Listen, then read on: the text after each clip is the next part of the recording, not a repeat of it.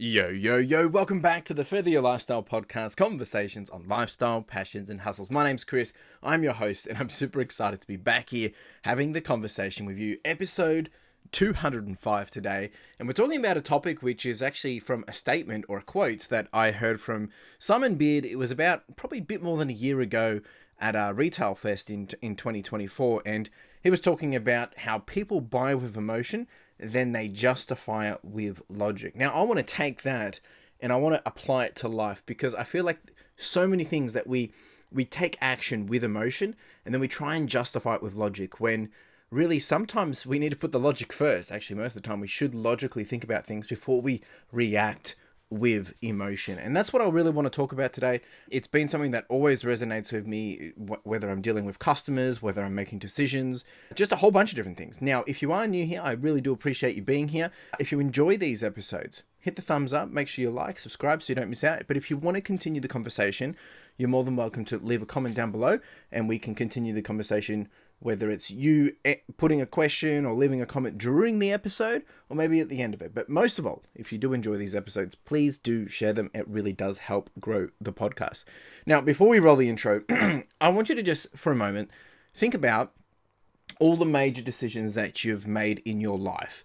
You know, where you live, what job you've done or doing or would like to do, who you spend your time with, all those different things. But more often than not, your initial pull wasn't based on cold, hard facts. It was based on feeling of excitement, curiosity, and belonging, maybe some fear, and maybe some desire.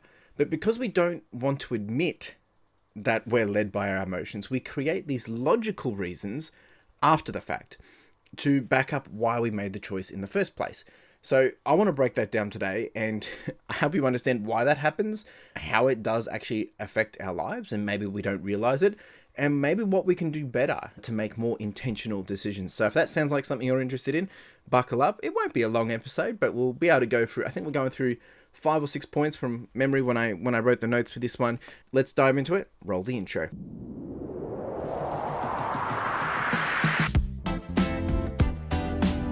So diving straight in, the first thing that I want to talk about is emotion is the driving force behind almost every decision. Now, whether you believe it or not, we're rational creatures, right? We are like that. But there's a level of truth around it, right? There's this idea that logic is slow, calculated, and requires too much effort, whereas emotion, we can react with it fast. It's intuitive and it's powerful.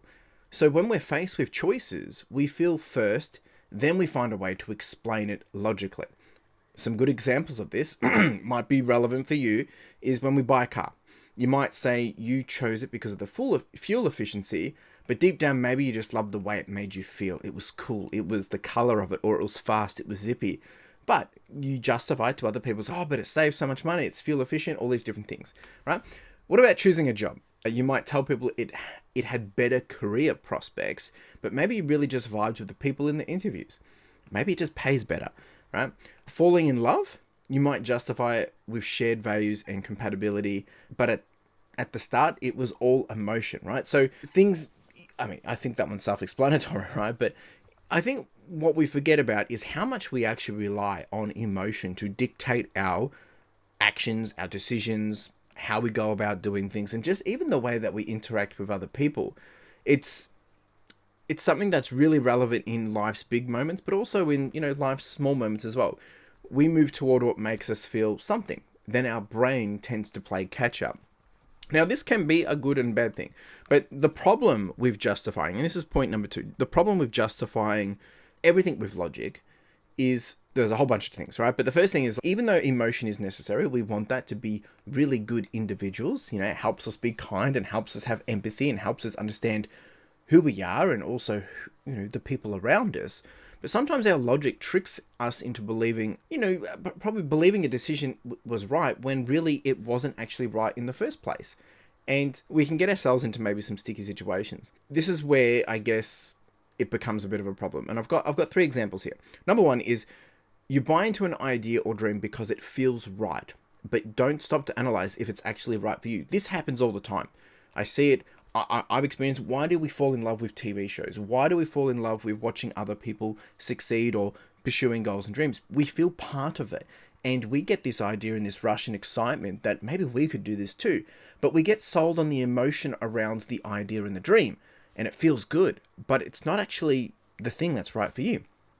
The other one is we justify staying in places or staying in jobs or staying in situations, staying in relationships longer than you should because you find a way to rationalize it, or it's just easier, makes you comfortable, but usually because you find a way that this just makes more sense, right?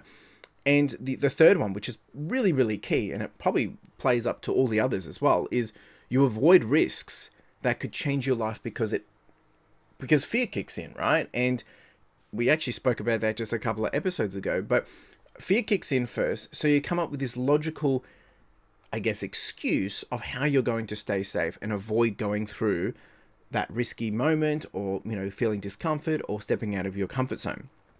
The mind is very powerful, but it doesn't always work in our favor.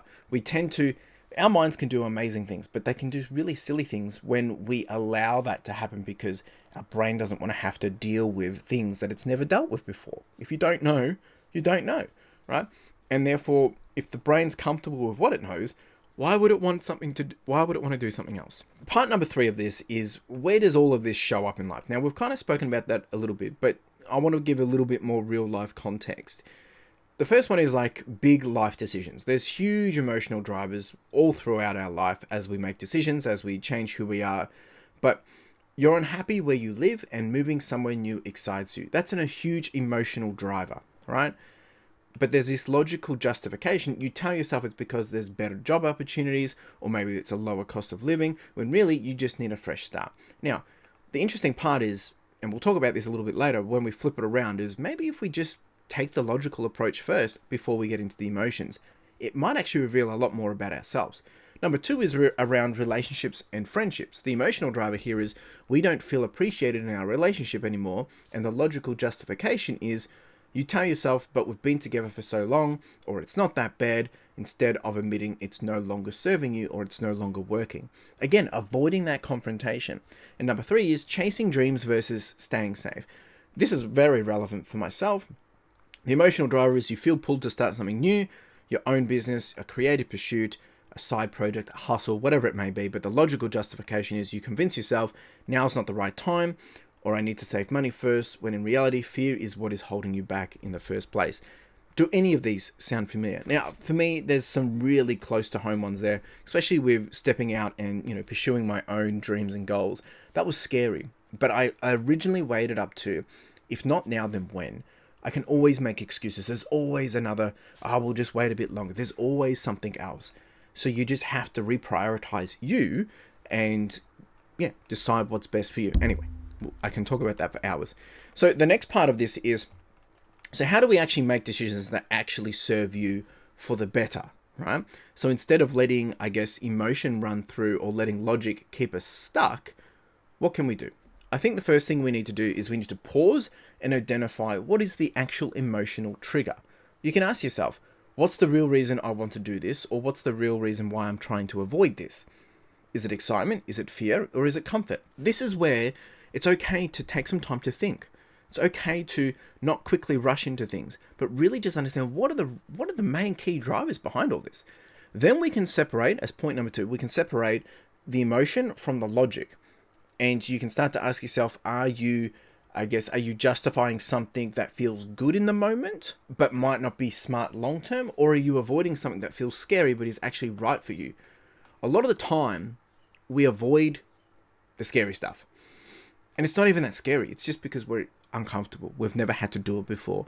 And it's easier to just do what we know works than to try something different and, potentially either get really great results or be disappointed. And then the third one is we can use both we can use both emotion and logic to decide, right? Using emotion helps us take bold action, and using logic helps us ensure it's sustainable. So when we put the two together and we have a bit of a thought pattern, they can actually be really, really powerful. And together they'll help us create better decisions that align with your true values and your true self. Really important.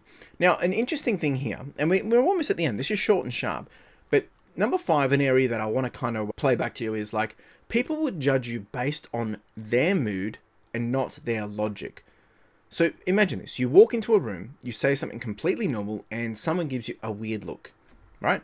Instantly you start over-analyzing. Did I say something wrong? Did I offend them? Did I mess up? What did I do? But here's the truth. It's probably got nothing to do with you at all. People don't actually judge things fairly or rationally. They just feel their way through their own decisions, like a cat chasing a laser pointer, right? Convinced that they're onto something real. But actually they're just reacting to the immediate environment that they're in. If they're hungry, maybe they're going to be a little bit meaner. Now, I am generalizing here, but hear me out. If they're tired, maybe they won't care about your joke. They just don't have the energy for it. Are they in a good mood? Well, then they might pretend that you're hilarious. They might be the complete opposite, be overstating things. And it's not just the casual stuff as well, right? There's actual science behind all this. It's judges give lighter sentences after lunch. Yes, literally. And look, I don't have the fact or figure. I've just looked up a whole bunch of different examples to go with this, but they say that judges are more likely to give a lighter sentence after lunch because they're no longer hungry. They're comfortable, they're relaxed, so therefore they're just in a happier mood. Parents are more patient after they've had their coffee. That sounds like a bit whatever, but at the same time, when you think about yourself, you go have your coffee or your morning ritual, how much better you ready to just hit the day or hit your tasks. Movie reviews apparently are more positive when the weather is nice because you're not coming out to a gloomy day, you're coming out to a positive day. So you come out, you feel fresh, you feel alive, you feel good, or going into it as well. So all these little things, it impacts their mood, their emotions, which then has an impact on how they go about, taking action or doing things, which can have impacts on other people. So when someone suddenly decides to, this is a bit harsh, like to hate your entire existence out of nowhere, maybe that's what you feel, the chances are it's probably not actually about you. It's probably about them. The moral of the story is, just remember, you can't let someone else's mood dictate your self-worth. You need to keep doing your own thing. Now, the final thought that I want to wrap up for this whole episode is, what if we flipped the script? What if we turned things around a bit? Instead of waiting for emotion to hit us and then justifying our choices, what if we started with logic in the first place and then let emotion follow? So, what if you mapped out your ideal future, then chased what actually fits into that vision? Right? What if you made decisions based on what truly aligns to you? And I've done episodes on this about your own alignment, your own values. So what if you made decisions based on what truly aligns with you instead of what just makes you feel safe? And then the third one is, what if instead of justifying fear, you justified possibility? The reality is here, right? We're always going to struggle with these things, but we will buy into something, whether it's an idea, relationship, careers, or personal growth. We're always going to do it. The question is, are you buying into the right things? And if we can flip the script and focus on the logical approach before we dive in with the emotion, we can really, really start to change up our lives and we can further our lifestyles. A good way to compare this is if we do play it back to when you go out and buy something as a customer. A lot of people say, okay, let's say you want a Nintendo Switch. Let's say you walk past it, you see it, you're so excited to buy it. Wait 30 days. Would you have time to play it in the next 30 days? How many times did you even think about it in the next 30 days? If you were too busy, if you didn't think about it, did you need it, wasn't relevant, then maybe it was just an emotional reaction, right? And logically, it makes sense not to do it. In this case, it's a good thing. So logically, when you go to buy it, it's like logically it doesn't make sense, but emotionally, it makes you feel good. So then you can start to weigh up these different ways of looking at it in terms of, okay, rather than us reacting and just quickly buying something and then trying to justify it, it's like, yeah, but I need to rest, right? I need to have some downtime. But if you go then for the next 30 days and don't even rest and don't even have downtime, well, it doesn't even make sense, right? So there's lots of different ways we can look at it from that perspective. But a lot of the time we get so fixated on, I think a big key characteristics of all this, and this is my own opinion, of course, is FOMO. Seeing what other people are doing, keeping up with the Kardashians, right? Seeing how other people are living their lives, their highlight reels, and us not wanting to miss out. So therefore, because we've got stuck onto other people's ideas, inspiration, influence, we want to feel that same emotion of what we feel when we see them experiencing it, right? Now that's a projection, and that's not always the case. That might not be you. but there's probably some other things here that I think has hit home and maybe challenged you. If you would like to continue the conversation, if maybe you want to share your own story, maybe there's things that you've struggled with in terms of, buying with emotion and then trying to justify it logically, share it in the comments below. I would love to hear from you. And there's no pressure to do. It's more so if you just want to share your thoughts, I'll be more than happy to continue that conversation. All right, that's it, folks. Right, very interesting. And, I do encourage you to spend some time. Think about this. Challenge your family members, challenge your partner, challenge your friends, and see if, actually, here's a good one for you. Think back about when you've purchased things and see what other people call out about it. Some people might say, you just want it because it's a fast car. Like, they might say it as a joke, and you're like, yeah, that's cool too. But really, what's the reality behind that, right? What are we hiding behind this emotion wall? What are we hiding behind these justifications? All right, that's it from me. Have a think about it. Appreciate you being here. Again, if you did enjoy this, please subscribe. Share it with someone that you think maybe needs to hear around emotion versus logic when making decisions. And we'll be back here next week doing it all again. And you have a wonderful day. Cheers.